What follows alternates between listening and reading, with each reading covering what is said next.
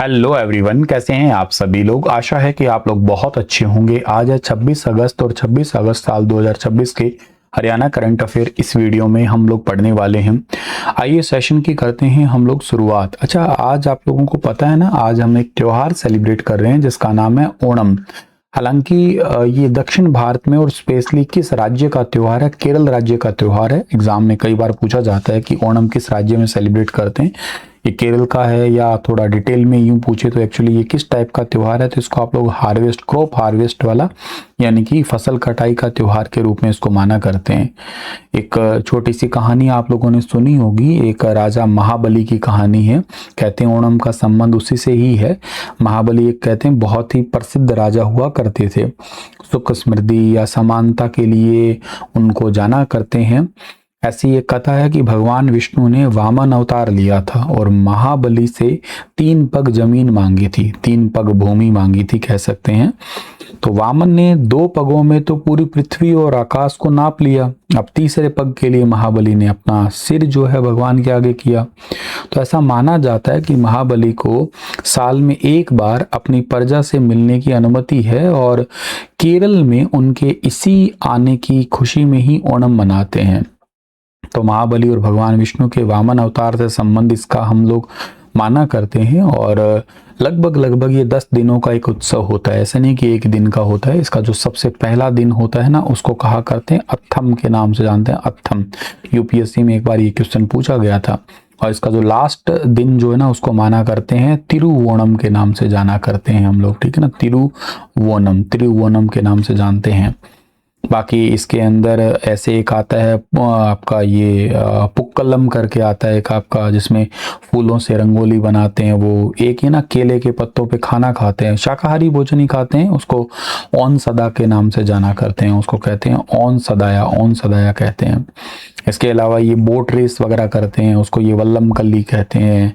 इसके अलावा ये ऐसे लोक प्रदर्शन वगैरह भी करते हैं पुल्ली कल्ली करके। तो ऐसे कई सारी चीज़ें होती हैं।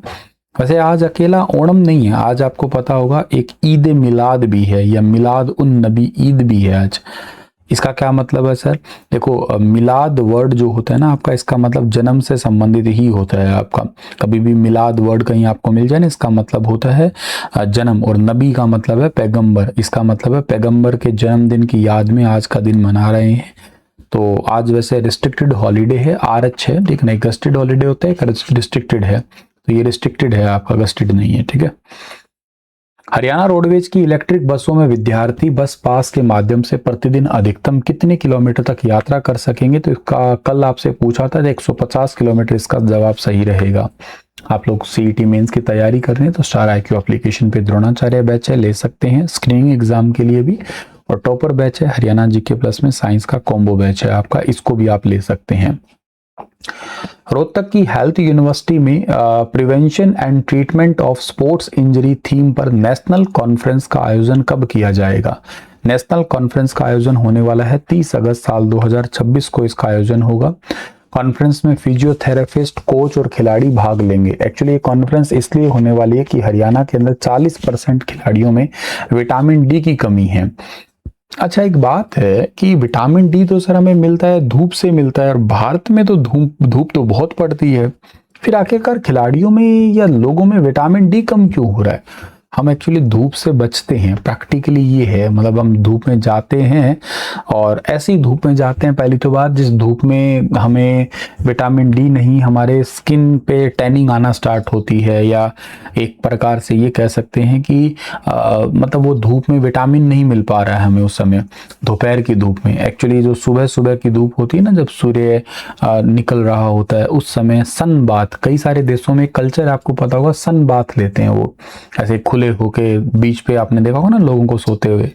हम लोग धूप से बचने की कोशिश करते हैं। कुछ आजकल हमारा जो AC का जो प्रेम है वो थोड़ा ज़्यादा ही गहरा गया है, तो उसका भी एक बड़ा कारण है। एक रिपोर्ट में पढ़ा था मैंने, न्यूज़पेपर के आर्टिकल में, इस बात को।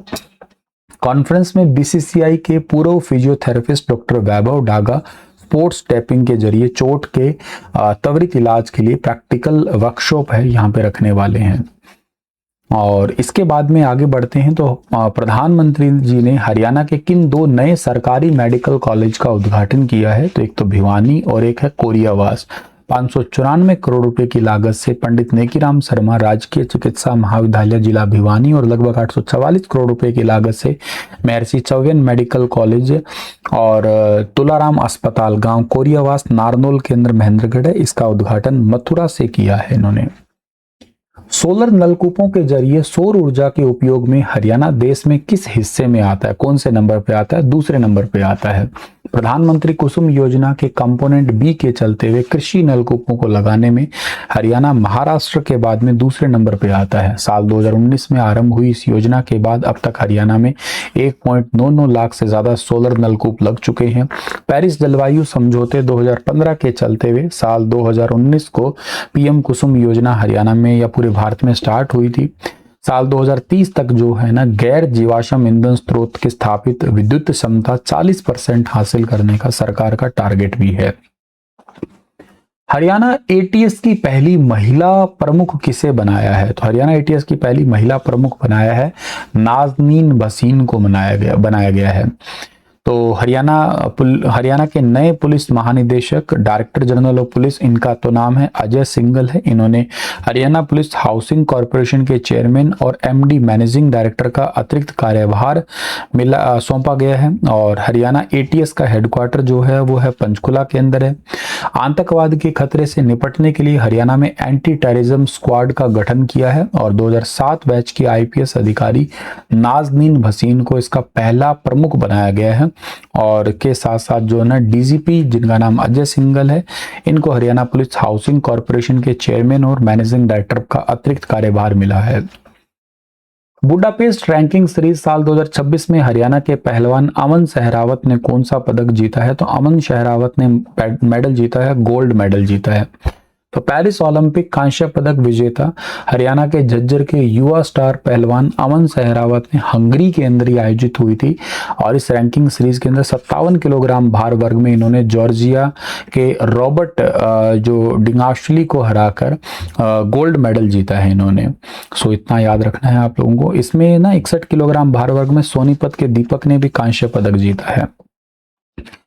नेक्स्ट है कि मिशन मौसम जो है ना इसके चलते हुए हरियाणा के किस जिले में नया डॉपलर मौसम रडार स्थापित किया जाएगा? तो मिशन मौसम जो है ना इसके चलते हुए हरियाणा के अंदर एक नया डॉपलर रडार सेटअप होगा, हिसार में होगा, जिससे इस क्षेत्र में मौसम के मिजाज को भारी बारिश और तूफान की सटीक जानकारी मिल सकेगी।